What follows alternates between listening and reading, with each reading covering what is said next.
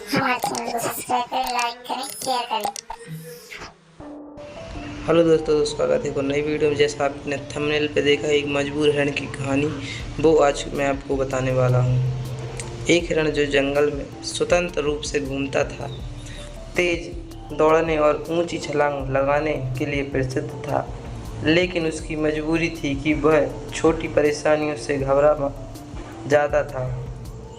शांति भरा जीवन। हिरण का जीवन सामान्य था।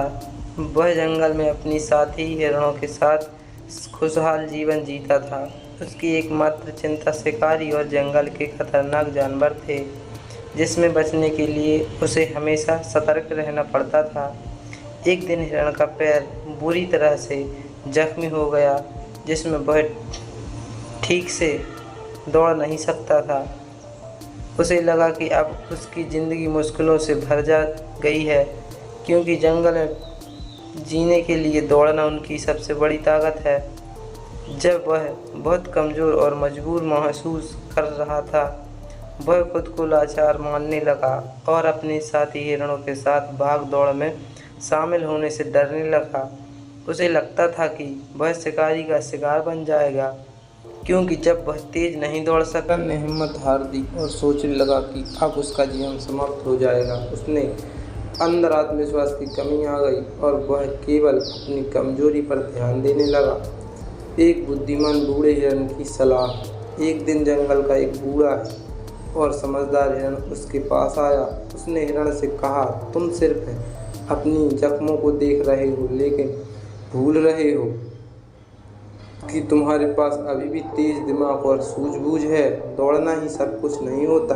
अपनी बुद्धि से काम लो और शिकारियों से बचने का दूसरा रास्ता खोजो। बूढ़े हिरण की बातें सुनकर मजबूर हिरण ने अपने डर को किनारे रखा और सोचा कि अगर वह अपनी परिस्थितियों को नहीं बदल सकता तो वह अपनी सोच बदल सकता है। उसने जंगल के अलग अलग रास्तों को, छिपने के ठिकानों को जानना शुरू किया, ताकि वह आसानी से शिकारी से बच सके। धीरे धीरे हिरण ने महसूस किया कि उसकी तेज दौड़ से ज़्यादा उसकी समझदारी और निर्णय क्षमता उसे सुरक्षित रख सकती है। वह अपनी बुद्धि का इस्तेमाल कर कई बार शिकारियों और अन्य खतरों से बच निकला।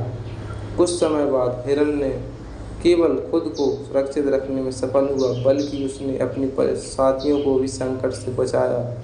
उसकी समझदारी और सूझबूझ के कारण वह जंगल में सम्मानित हो गया। निष्कर्ष, यह कहानी हमें सिखाती है कि शारीरिक ताकत या किसी एक गुण के खत्म हो जाने से जीवन नहीं रुकता। अगर एक रास्ता बंद हो जाता है, दूसरा रास्ता खोजा जा सकता है। मुश्किल समय में अपनी कमजोरी पर ध्यान देने की बजाय अपनी क्षमता और बुद्धि का